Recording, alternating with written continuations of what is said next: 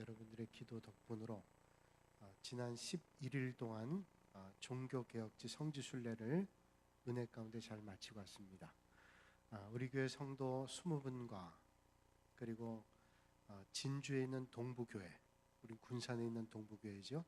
진주에 있는 동부교회 장로님 4분, 2분과 22명을 한 팀으로 인천에서 출발해서 11시간 비행을 해서 프랑크푸르트에 도착을 해서 1시간 반 정도 남쪽에 있는 보름스, 마틴 루터가 제국회의에서 파문을 당했던 보름스라는 곳으로부터 시작을 해서 아이젠하흐, 에어푸르트, 아이스레벤, 비텐베르그, 독일의 도시를 거친 다음에 체코의 프라하와 종교개혁자들의 거점 도시였던 타보르라고 하는 도시를 거쳐 체스키 크롬로프라는 체코의 도시를 거쳐 오스트리아의 짤스부르크와 인스부르크를 거쳐서 스위스의 종교개혁의 도시였던 취리히, 찌빙글리의 도시죠.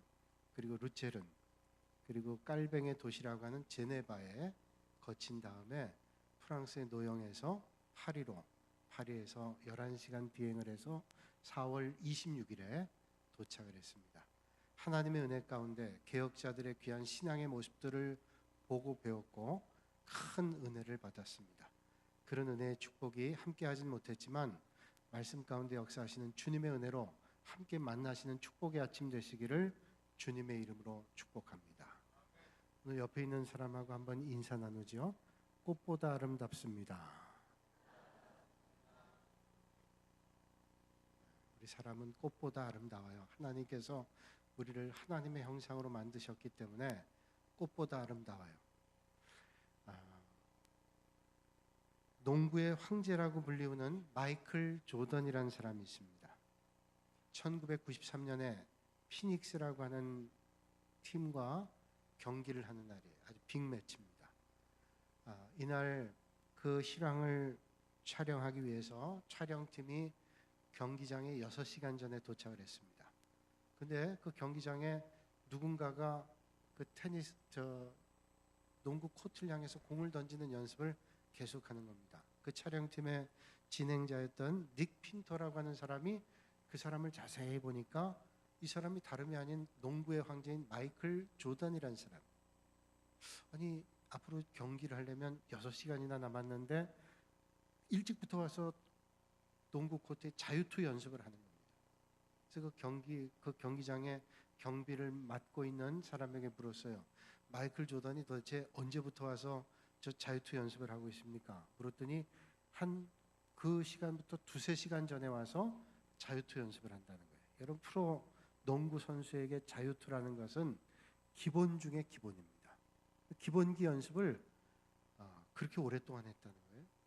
물었어요. 도대체 이 마이클 조던이 이렇게 연습을 한 지가 오래됐냐 그랬더니 경기가 있을 때마다 그렇게 일찍 나와서 자유투 연습을 한다는 거예요. 농구의 황제입니다. 모든 것에 기량이 뛰어난 마이클 조던이지만 일찍 와서 자유투 연습을 한다는 거예요. 우리가 마이클 조던이라는 사람은 타고난 천재적인 실력이 있는 사람, 타고난 재능이 있는 사람, 그렇게 생각을 했어요. 그런데 그가 타고난 재능도 있지만 그는 그 타고난 재능을 잘 발휘하기 위해서 열심을 다해서 연습하는 연습벌레이기도 했다는 거예요. 우리가 열심을 가지고 있는다는 거, 이게 참 중요하죠. 뭘 해도 열심히 있는 사람과 열심히 없는 사람은 다릅니다. 성경에 보면 열심히 있는 사람, 그 열심이 얼마나 뛰어났는지 열심히 특심이다 하는 사람이 있습니다. 바로 사도 바울이라는 사람이에요. 사도 바울은 하나님의 말씀을 전하는데 열심히 특별해서 열심히 특심이었던 사람입니다. 오늘 성경이 기록되어 있는 갈라디아서라는 책을 보면 정말로 바울의 그 영적 지식은 방대하다라고 말할 수 있을 것만큼 갈라디아서에 녹아있는 바울의 신학적인 배경은 정말로 방대합니다. 그가 당시에 석학이었던 가말리알 문화에서 율법을 배웠던 석학 중에 석학이었던 게 틀림이 없죠. 틀림없는 논리 가운데 그의 신학을 전개하고 있습니다. 그런데 갈라디아에서 보면 그의 방대한 지식뿐만이 아니라 그의 목회자적인 모습이 등장하게 됩니다. 그는 위대한 학자였음에도 불구하고 위대한 목회자였다고 하는 것을 갈라디아서라는 책을 통해서 보게 되죠. 오늘 본문 말씀은 이렇게 시작이 됩니다. 12절에 형제들아 내가 너희와 같이 되었은즉 너희도 나와 같이 되기를 구하노라. 너희가 내게 해롭게 하지 아니하였느니라. 자, 오늘 이 말씀 보면 너희도 나와 같이 되라. 바울이 흔히 하는 말 가운데 그런 말 많죠. 내가 옥에 가둔 것 외에는 너희들이 나와 같이 되기를 원하노라. 바울이 하나님의 사역을 하는 게 너무 귀한 것이고 존귀한 일이기 때문에 감옥에 갇히는 그런 일 말고 내가 하나님의 일을 하는 것만큼은 너희들이 본받았으면 좋겠다. 이런 말을 성경에 여러 번 하고 있어요. 오늘도 같은 맥락이죠.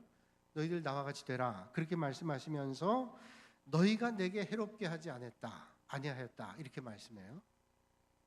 바울을 대하는 갈라디아 사람들의 태도가 어떠했는가를 알 수가 있습니다. 바울이 사역할 때 갈라디아 사람들은 해롭게 대하지 않았어요. 이게 해롭게 대하지 않았다는 말은 해끼치지 않았다 그런 말도 있지만은 다시 얘기하면 역설적으로 바울이 사역하는데 큰 도움을 줬던 사람들이 갈라디아 사람들이었다는 거예요. 바울이 처음에 갈라디아 가서 사역할 때 육신의 연약함을 가지고 갈라디아에서 사역을 했습니다. 그 연약함이 어떤 건지 성경에서 분명한 병명을 말하고 있지 않기 때문에 많은 신약 학자들이 연구를 합니다.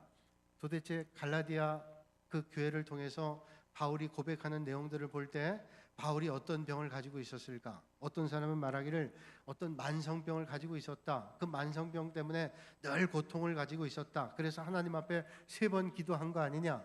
만성병이 있었다는 거예요. 또 어떤 사람은 갈라디아 가는 길에 전염병에 걸렸다고 얘기하기도 합니다. 고린도서 12장 7절 말씀 보면 그게 전염병이든 어떤 만성병이든 간에 고린도서 12장 7절 말씀에 의하면 그에게 가시와 같이 찌르는 고통이 있었다는 걸 볼 때 아마도 그 병이 참 고통스러운 그런 병이었음에 틀림이 없습니다. 그 허약함의 원인이 어떤 사람은 말하기를 밤빌리아 연안지대에 모기들이 많기 때문에 그 모기에게 물려서 열병에 걸렸다.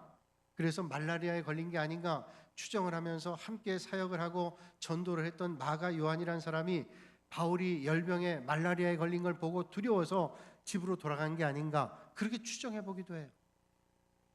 그런데 사실 말라리아에 걸렸다고 하는 것은 사람들이 많이 인정하지 않아요. 왜냐하면 바울이 갈라디아에 간 다음에 열병이 생겼기 때문에 가는 도중에 생기진 않았다는 거죠.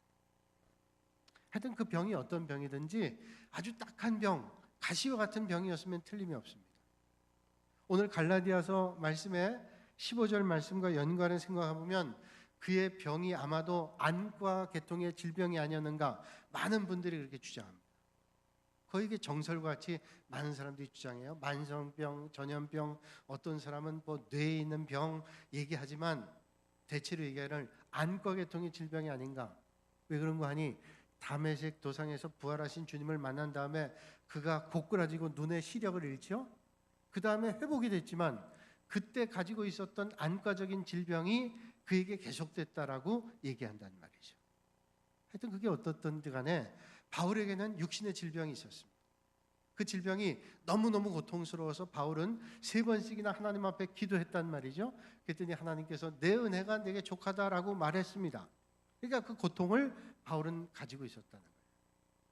사실 목회자가 몸이 약하거나 아프면 온 교회 성도들의 걱정거리가 됩니다. 그래서 목회자가 아프다고 말하는 것이 참 부담스럽습니다.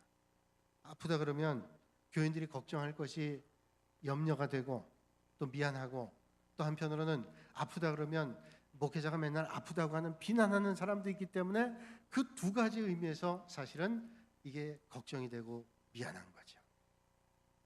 그래서 오늘 본문 14절 말씀에 바울도 그런 생각 가졌던 것 같아요. 너희를 시험하는 것이 내 육체에 있으되. 그러니까 너희를 시험하는 것이 내 육체에 있다는 말은 뭐예요? 영어 성경 표준판 번역에 의하면 나의 상태가 너에게 걱정거리가 됐다. 내 육신의 질병이 너에게 고통이 됐다. 걱정이 됐다. 이런 미안한 마음을 가지고 바울이 고백하고 있단 말이죠. 그런데 갈라디아 사람들은 바울이 생각할 때 걱정거리고 염려거리라 참 미안한 마음을 가지고 있었는데 14절 말씀 보니까 하반절에 이것을 너희가 업신여기지도 아니하며 버리지도 아니하고 오직 나를 하나님의 천사와 같이 또는 그리스도 예수와 같이 영접하였도다 말씀하고 있어요. 얼마나 귀한 일이에요? 바울은 교인들이 염려할까 봐 걱정할까 봐 미안한 마음을 가지고 또 그런 말들이 들릴까 봐 염려했는데 이 갈라디아 교인들은 그거 가지고 염려하기는커녕 오히려 바울을 대할 때 하나님의 천사와 같이 예수 그리스도와 같이 대했다는 거예요. 얼마나 귀한 일이고 얼마나 아름다운 일인지 모릅니다. 어떻게 그렇게 할 수 있었을까요? 그것은 하나님의 사랑 때문에 갈라디아 교회는 바울을 그토록 사랑했다는 것을 알 수가 있어요. 그렇죠? 사랑이란 그런 거 아니에요? 여러분 사랑하는 자녀가, 여러분 사랑하는 부모님이, 사랑하는 식구 누군가가 육신의 질병을 앓고 있다면 야 너는 왜 맨날 때때로 아프기만 하냐 이렇게 비난하는 사람이 어디 있어요? 정말로 사랑한다면 그 아파하는 사람을 우리는 부여잡고 기도하거나 함께 아파하거나 걱정하는 거죠. 그러니까 바울을 대하는 갈라디아 교인들은 정말로 바울을 사랑했단 말이죠. 서울에 수유동에 어떤 교회가 있습니다. 지금 그 목사님 은퇴하시고 새로운 목사님 오셨는데 은퇴하신 그 목사님이 지병을 오랫동안 가지고 계시다가 세상을 떠나셨는데 이분이 지병을 가지실 때 어떤 일이 있었냐면 혈압이 높아가지고 한번 쓰러지셨는데 이게 너무 심하게 쓰러지셨어요. 몸을 움직이질 못했습니다. 많은 분들이 그분을 알고 있는 분들이 걱정하기를 이제 그분의 목회 생명이 끝났다고 생각했어요. 왜? 건강하지 않으니까 설교하기도 힘들고 거동하기도 힘드니까 하기가 힘들 거라고 생각했어요. 그 목사님 자신도 도저히 불가능하다고 생각해가지고 교회 사임서를 냈습니다. 이젠 더 이 교회를 이끌어갈 수 없습니다. 그리고 사임서를 냈어요. 근데 놀라운 것은 교회가 사임서를 받지 않았습니다. 아니 목사님이 건강할 때는 우리 목사님이고 건강을 잃어버리면 아니라고 그 세상에서도 그러지 않잖아요. 어떻게 우리가 그럴 수 있어요? 우리가 더 기도하고 하나님의 도움을 받고 병 고칠 수 있도록 도와야죠. 열심히 교회가 도와서 병을 치료했습니다. 정말로 놀랍게 회복이 돼서 많이 회복이 됐지만 반신불수로 살아갈 수밖에 없어요. 이게 거동이 힘드신 거예요. 그런데 놀라운 것은 말씀은 조금 어눌하긴 하지만은 말씀은 잘 전달이 돼요. 또 은혜로 받으니까 이 말씀이 잘 들리는 거예요. 그런 은혜가 있었단 말이죠. 이 교회가 목사님이 그런 병 중에 있음에도 불구하고 반신불수의 몸을 가지고도 교회가 놀랍게 성장하는 겁니다. 그런 교회 하나님께서 은혜를 안 베풀어 주시겠어요? 그런 사랑과 은혜가 충만한 교회 하나님께서 은혜를 안 베풀어 주시겠어요? 교회가 성장하는 거예요. 그래서 교회가 건축하게 됐는데 그 교회를 제가 잘 알고 있는 교회라 내용을 잘 알고 있습니다. 건축을 하는데 장로님들이 우리 목사님이 거동이 불편하시니까 강대상까지 올라가려면 그 계단을 올라가서 엘리베이터를 타더라도 너무 힘드니까 어떻게 할까 고민하다가 설계자하고 의논을 해서 담임 목사님 방에서 강대상까지 그냥 엘리베이터로 올라가게. 여러분 그런 교회 들어보셨어요? 보시긴 하셨어요? 아마 들어도 못 보시고 보지도 못하셨어요. 담임 목사 방에서 버튼 누르고 엘리베이터에 타기만 하면 강대상으로 올라가는 거예요. 그래서 이분이 목회를 잘 하시다 은퇴하셨어요. 그리고 이제 얼마 안 있어 세상을 떠나시긴 했지만 그런데 여러분 보통 우리 일반적으로 생각해 볼 때 목사님이 아프시면 교회들이 그렇잖아요. 목사님이 편찮으신데 어떻게 목회를 할까? 더 심하게는 그 아픔을 고통을 함께 나누기보다는 언제 우리 목사님 그만두실까? 그런 생각을 한다면 그거 어떻게 하겠어요?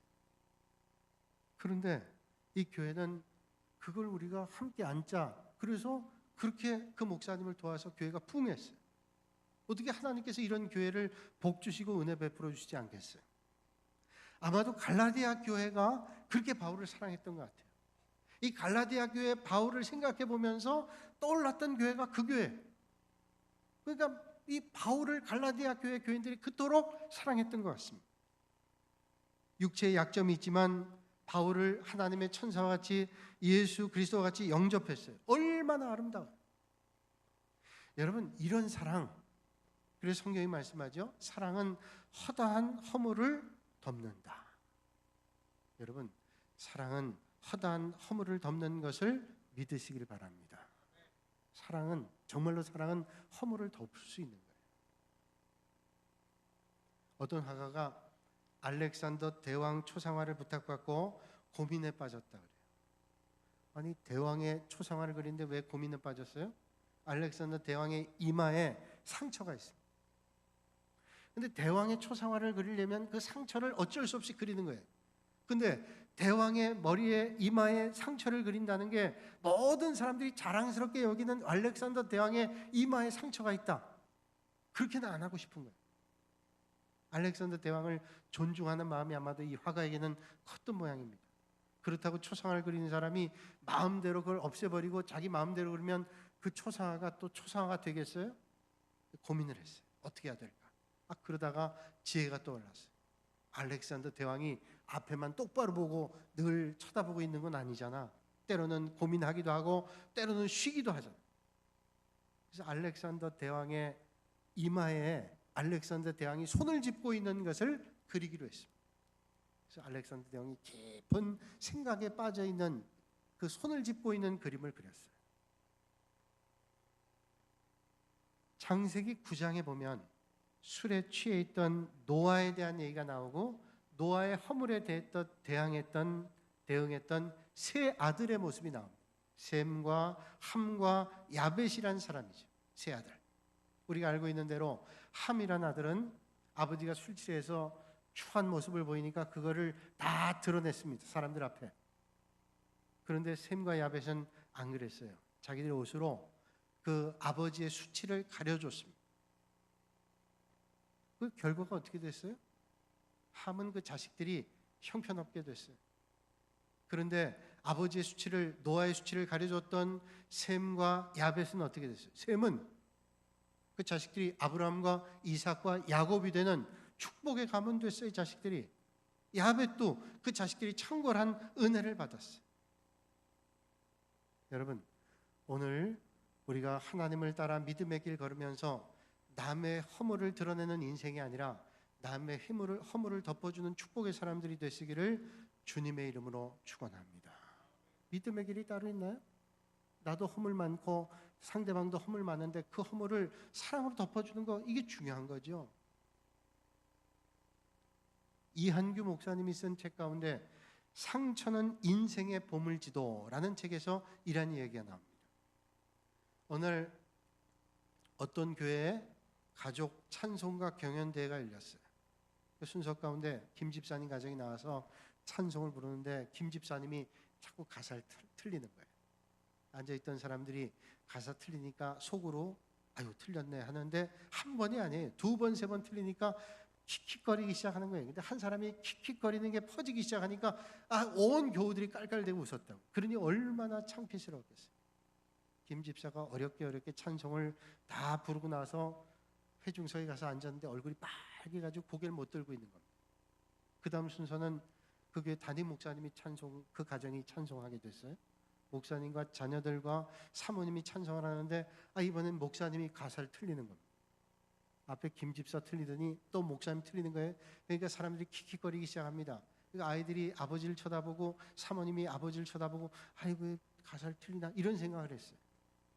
교인들이 깔깔거리고 웃었어요. 아니 김 집사 틀리고 목사님 틀리고 왜 찬송가 목사님 틀리고 그래? 틀렸다. 그리고 몇 해가 지났어요. 목사님이 세상을 떠났습니다. 목사님 장례를 준비하면서 장로님들이 유품을 정리하다가 목사님의 일기장을 발견했어요. 돌아가신 분 일기를 간혹 보기도 하죠. 일기를 보는 중에 우연히 찬송가 경연대회 있는 날에 일기가 기록되어 있는 걸 봤습니다. 가족 찬송가 경연대회가 있었다. 김 집사가 찬송을 부르다 틀려서 교인들이 다 웃었는데 김 집사가 너무 무안해했다. 분위기가 이상해지는 것 같다. 다음 차례로 우리 가족이 찬송을 부를 때 나도 일부러 틀려줬다. 다시 교인들이 깔깔대며 웃었다.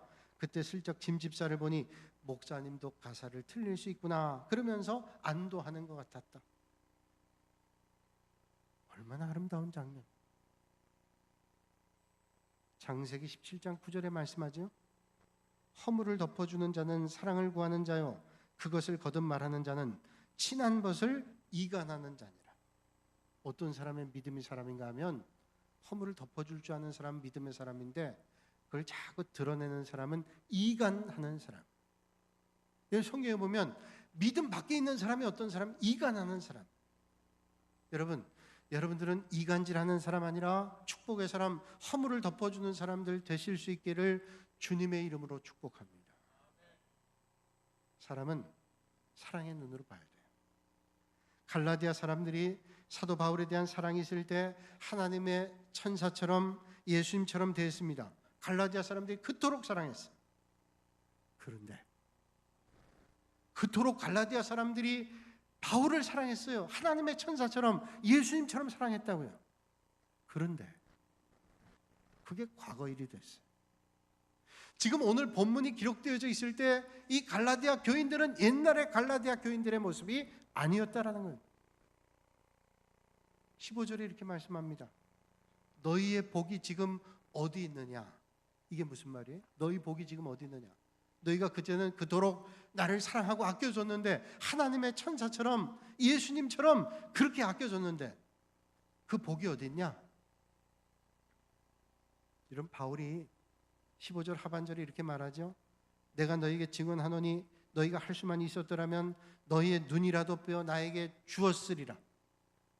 바울이 안질에 있었다는 많은 주장하는 사람들이, 갈라디아 교인들이 눈이라도 빼줄 정도로 바울을 사랑했다고 하는 거 보니까 신체의 여러 부위가 있잖아요. 장기도 있고 손, 발도 있고 팔, 다리도 있고 여러 부위가 있는데 눈을 빼주고 싶었다는 걸 보니까, 아하, 바울이 이 안질 때문에, 안과 계통의 질병 때문에 고통을 알았다. 그러니까 그 고통을 알고 있었던 갈라디아 교인들이 바울을 향해 눈이라도 빼주고 싶을 정도의 애정을 가지고 있었다. 그 옛날에 그들이 그토록 바울을 사랑했다는. 사도 바울이 눈이 불편해서 사역하는데 어려움을 겪으니까 성도들이 자기 눈이라도 좀 빼줬습니다. 그 성도의 얼마나 귀한 마음. 성도가 목회자에게 대해서 내 눈이라도 빼주고 싶을 정도로 그런 애정을 가지고 섬겼단 말이에요. 내 눈이라도 빼서 사도 바울이 사역을 잘할 수 있다면 이게 주님 몸된 게 얼마나 유익할까, 이런 마음의 애정을 가지고 있었단 말이에요, 옛날에는. 그런데 지금은 그게 아니에요. 어떻게 됐냐면 하나님의 천사처럼 예수님처럼 대했던 저들이 이제는 어떻게 되냐면 아무것도 아닌 것처럼 대한 게 아니라 원수처럼 대했다. 원수처럼. 여러분 이거 믿을 수 있어요? 보통 사람들도 관계가 깨지면 안 보고 말지, 이 정도 될 수 있어요. 심하면 원수가 될지 모르겠지만, 아니 하나님의 말씀을 전해받아 들었던 성도들이 원수처럼 대했다는 거예요. 근데 그게 사실이었어요. 어떻게 이런 일이 있을 수 있을까 했는데 이게 사실이었다고요. 그렇다면 여러분 왜 이렇게 됐을까요? 하나님의 말씀을 전하고 하나님의 말씀을 선포하는 그 종을 향해서, 사도 바울을 향해서 갈라디아 교인들이 눈을 빼주고 싶을 정도로 그런 애정을 가지고 있었던 저들이 왜 원수처럼 대하게 됐을까요? 그것은 갈라디아 사람들이, 거짓 선생들이 들어와서 이간질하는데 넘어갔습니다. 여러분 교회를 세우는 사람도 있지만 마귀가 뿌려놓은 씨 때문에 넘어간 사람들이 거기에 같이 흔들거릴 때가 있어요. 이간질하는 사람들이 이간질하면 쉽게 넘어갑니다. 그러면 교회 흔드는데 자기도 모르는 사이에 용당하는 거예요.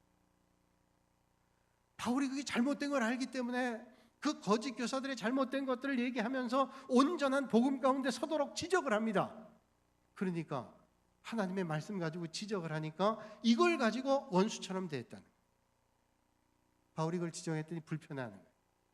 왜 나에게 불편하게 해? 왜 나에게 거스르게 해? 안 듣고 싶은 거예요. 이래서 원수가 됐어요. 제가 지어낸 말이 아니에요. 16절 말씀 보세요. 그런즉 내가 너에게 참된 말을 함으로 원수가 되었느냐. 바울이 한 건 참말이에요.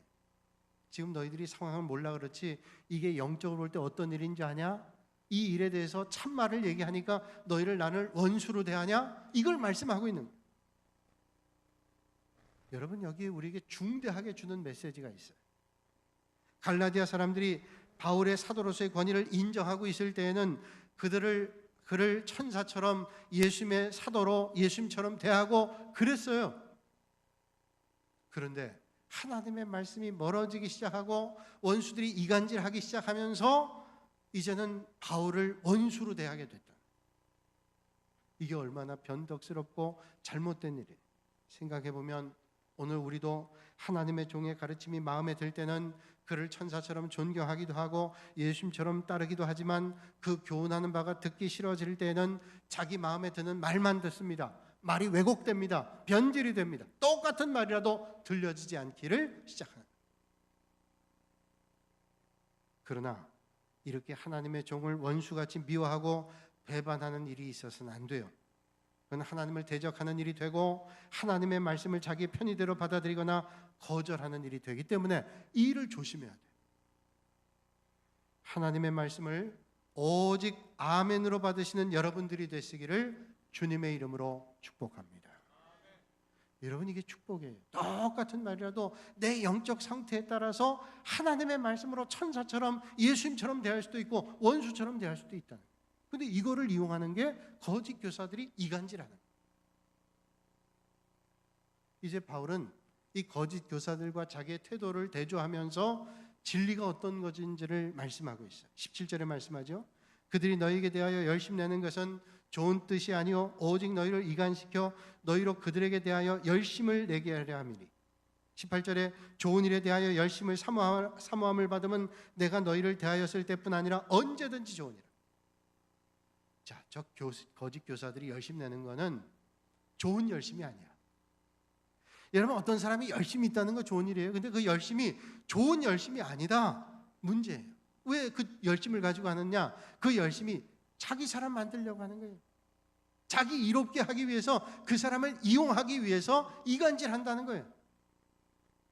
여기에 많은 갈라디아 교인들이 넘어갔어요. 바울이 그 사람들이 하는 게 좋은 일이라면 어디서든지 해도 좋아. 그런데 그게 아닌 걸 알아야지. 여러분, 오늘도 우리가 믿음의 길을 걸을 때 이런 분별력이 있어야 돼요. 어떤 사람이 다가와서 여러분들이 이간질하는 말에 현혹되면 안 돼요. 그 말을 분별하는 건 분명합니다. 지금 이 말이 나에게 영적인 도움이 되는지, 하나님의 영광을 드러내는지, 내가 이 말을 듣고 이 얘기를 듣고 내 신앙이 성장하는지, 내 신앙이 도태가 되는지, 이게 분별이 돼야 돼요. 분별력 없는 사람은 이 소리도 듣고 저 소리도 듣고 신앙이 갈팡질팡해요. 진리를 못 따라요. 여러분, 듣지 말아야 될 일은 듣지 말아야 돼요. 그러나 들어야 될 하나님 말씀을 잘 들으실 수 있기를 주님의 이름으로 축원합니다. 이 영적인 분별력이 있는 사람이 믿음이 성장하는 거예요. 그래서 거짓 선생들이 갈라디아 교인들을 현혹하는 거예요. 이간질하는 겁니다. 그러니까 사도 바울이 복음 전할 때 예수님처럼, 그리고 하나님 천사처럼 됐는데 이젠 원수처럼 됐어요. 바울이 달라졌어요? 바울은 달라진 게 없어요. 진리에 대해서 틀림없이 복음을 전했다고요. 그런데 이간질하는 자들이 와서 되도 않는 말들을 하면서 바울과의 관계를 깨놓고 하나님의 진리로부터 멀어지게 하고, 이러니까 신앙을 다 잃었어요. 원수처럼 바울을 대하게 됐다는 거예요. 여러분, 우리는 어떤 열심 가져야 될까요? 하나님의 말씀을 따라 선한 열심, 좋은 일에 열심을 내시는 여러분들이 되시기를 주님의 이름으로 축원합니다. 여러분, 세상에는 악한 열심 내는 사람도 많아요. 하나님의 영광 가리고 하나님의 교회를 무너뜨리고 이런 열심을 가진 사람도 있어요. 왜? 분별을 못하니까. 오늘 바울은 갈라디아 교인들을 어떤 마음으로 대했는가 하면 19절에 보니까 나의 자녀들이라 불렀어요. 나의 자녀들. 나의 자녀들아, 너희 속에 그리스도의 형상을 이루기까지 다시 너희를 위하여 해산하는 수고를 하노니. 여러분, 바울의 수고는 보통 수고가 아니에요. 보통 수고가 아니라 해산하는 수고예요. 여러분, 해산해 보셨어요? 해산? 아마 남자분들은 잘 못하셨고 여자분들 가운데 상당한 분들이 해산의 수고를 하셨어요. 근데 바울이 복음을 전하면서 해산하는 수고를 했대요. 인간이 경험하는 고통 가운데 가장 큰 고통 가운데 하나가 해산의 고통이에요. 짐승들도 해산의 고통을 하지만 인간의 해산 고통보다는 비교할 수 없다 그래요. 그러니까 아이를 낳는 고통이 너무 크다는 거죠. 임신하면 입덧하잖아요. 입덧을 심하게 하면 어떤 분이 얘기하는데 벼슬 한다 그래요. 그 입덧이 심하니까. 심한 사람들은 눈도 잘 안 보이고 먹지도 못하고 먹어도 다 토해내고 그게 입덧이잖아요. 너무 힘들잖아요. 근데 고통의 절정은 출산에 있어요. 출산할 때 너무 고통스럽다 그러죠. 분만실에 들어가는 엄마들이 아이를 낳으러 들어갈 때 이런 생각을 하고 있다는 얘기를 해요. 아마 여러분들도 그런 생각인지 몰라요. 출산하러 분만실에 들어가면서 신발을 벗고 그리고 침대로 옮겨가잖아요. 근데 신발을 벗으면서 내가 이 벗은 신발을 또 신을 수 있을까? 이런 생각한대. 뭐 다 누구나 나는 애기인데 아니요. 애기 낳는 엄마는 그 신을 벗으면서 저 신을 내가 또 신을 수 있을까? 이런 생각을 해본다. 출산의 고통은 적지 않다는 거예요. 해산의 고통은 적지 않다는 거예요. 생명을 탄생하는 과정이 힘든 것처럼 바울이 사역하면서 갈라디아 교인들을 양육하고 출산하는 그 고통이 너무도 컸다고 하는 것을 이야기하는 거예요. 여러분, 요즘에는 의술이 발달해서 아이들 낳는데 출산의 고통을 많이 감하게 한다 그러는데 의학자들이 얘기하기를 출산의 고통이 클수록 자식에 대한 사랑이 크다 그래요. 옛말에 그런 말이 있죠. 아이를 낳기 위해서 산실에 들어가는 며느리가 산고가 크면 그 고통의 소리가 크면 시어머니가 얘기한다 그래요. 효자 나오는구만. 너무 고통이 큰데 효자 나온다. 그만큼 끈끈하다는 거예요. 이 자식 내가 얼마나 고통스럽게 해서 낳는데 그런 애정이 더 크다는 거예요. 여러분, 한 사람의 아이를 낳는데도 해산의 고통이 있어요. 바울은 그런 해산의 고통을 가지고 갈라디아 교인들을 양육하고 키웠다는 거예요. 교직 교사들이 와서 망가뜨리는 거예요. 여러분, 세우는 거 쉽지만 힘들지만 망가뜨리는 거 순식간에. 여러분, 요즘에도 마귀들이 주님 몸된 교회를 망가뜨리기 위해서 툭툭 던집니다. 여러분, 세운 거는 얼마나 힘든지 몰라요. 해산의 고통을 수없이 해서 출산합니다. 근데 툭툭 내뱉어서 영혼들을 망가뜨려요. 오늘 바울의 고백이 그렇지 않아요? 해산하는 수고를 하겠다. 교회 안에 여러 성경 공부가 있고 훈련이 있고 양육하는 과정이 있습니다. 그 과정을 겪어나가는 일이 쉽지 않아요. 하는 사람도 가르치는 사람도 절대로 쉽지 않습니다. 그러나 그 수고의 과정을 통해서 해산하는 거예요. 전도하여 한 사람을 구원하는 일에는 한 생명을 출생시키는 수고가 따르는 거 당연합니다. 한 아이를 낳는 것이 힘들고 어려운 것처럼 한 영혼을 출산하는 게 힘들어요. 그러나 그 출산의 수고를 통해서 하나님께서 반드시 영광 받으실 줄로 믿습니다. 그래서 오늘 우리는 출산하는 수고가 아무리 힘들어도 그 출산의 수고를 포기하면 안 돼요. 내가 애 낳는 거 힘드니까 안 낳겠다?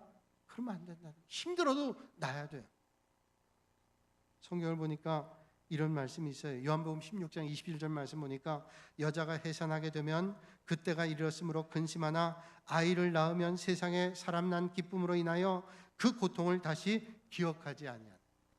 아이를 낳을 때 너무 고통스러워서 다시는 안 낳으리라 했는데 또 낳는데요. 왜? 기쁨이 크니까.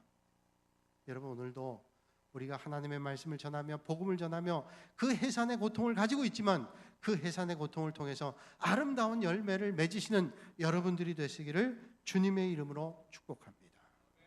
그럼 우리는 어떻게 열심을 가져야 돼요? 어떻게 해야 좋은 일에 열심 가질까요? 잘못하면 나쁜 일에 열심 가지고도 열심이 있어서 다 되는 줄로 착각해요. 열심보다 중요한 게 방향이에요. 올바른 방향 가지고 열심히 해야 돼요. 내가 얼마나 능력이 있냐, 내가 얼마나 재주가 있냐, 이게 필요한 게 아닙니다. 내가 얼마나 올바른 방향을 가지고 하나님의 영광을 위해서 열심을 하느냐, 이게 중요합니다. 세계에서 가장 유명한 성당 가운데 하나가 파리에 있는, 프랑스 파리에 있는 노틀담 성당, 세느 강변에 있는 교회입니다. 이번에 그 성당에 들어가 봤어요. 너무너무 아름다운 그런 성당. 그 성당에 여러 오르간 반주자, 파이프 오르간 반주자들이 있는데 그 파이프 오르간 반주자 가운데 한 사람이 시각장애를 가지고 있는 사람. 그분이 여러 해 전에 우리나라에 와서 한번 연주하기도 했다 그래요. 이 시각장애를 가지고 있는 연주자가 쟁쟁한 사람들이 많은데 시각장애를 가지고 파이프 오르간을 연주해요. 그 큰 파이프 오르간, 감히 아무도 손대기 힘든 연주, 그 스위치가 얼마나 많은지 아세요? 우리 교회 이 오르간은 몇 단이에요? 두 단이에요? 두 단. 어떤 데는 세 단, 파이프 오르간 네 단, 다섯 단, 여섯 단 되는 파이프 오르간이 있어요. 스위치가 얼마나 많은지 몰라. 그런데 이 사람이 시각장애를 가지고 있는데 모든 스위치를 조작할 줄 알고 그걸 더듬어 만지면서 몇 단이 되는 파이프 오르간을 연주하는데 탁월한 실력을 가지고 있기 때문에 거기에 연주자가 돼요. 그리고 소개한 사람에 의하면 이 사람이 바흐를 연주하는데 아주 뛰어난 연주자, 세계적인 권위자래. 너무너무 놀라서 어떤 분이 물었어요. 선생님은 어떻게 시각장애를 가지고 이렇게 파이프 오르간 연주를 잘하실 수 있습니까? 그때 이 시각장애를 가지고 있는 연주자가 대답을 했습니다. 저는 다른 것 할 수 없으니까 난 아무것도 모릅니다. 그러나 내가 비록 앞을 볼 수 없지만 이게 하나님께서 나에게 맡기신 사명으로 알고 최선을 다해서 하나님의 영광을 위해서 열심을 다해야 합니다. 나는 아무것도 할 줄 몰라요. 그러나 내가 가진 이 재능 가지고 하나님의 영광을 위해서 열심을 다해야 합니다. 여러분, 오늘 우리는 어떤 열심히 해야 될까요? 내가 비록 아무것도 아니고 보잘것없지만 내가 가진 능력 가지고 하나님의 영광을 가지고 영광을 위해 최선을 다하는 열심, 이걸 하나님께서 받으시는 줄로 믿으시길 바랍니다. 다니엘서 12장 3절에 말씀합니다. 많은 사람을 옳은 대로 돌아오게 한 자는 하늘의 별과 같이 영원토록 비추리라. 오늘 이 아침에 여러분들이 생명을 잉태하는, 출산하는 그런 믿음의 길을 걸으셔서 하늘의 별처럼 빛나는 축복의 사람들이 되시기를 주님의 이름으로 축원합니다. 거룩하신 아버지 하나님, 오늘도 이 아침에 저희를 주님 전으로 불러주시고 하나님을 향한 뜨거운 열심을 다시 한번 다짐하게 하시니 감사합니다. 아버지 하나님, 우리가 옳은 데 열심을 다하여 믿음의 길 걷게 하시고 허탄한 데 마음 뺏기지 않는 올바른 믿음의 자리에 서는 축복의 사람 되게 하여 주시옵소서. 예수님의 이름으로 기도하옵나이다. 아멘.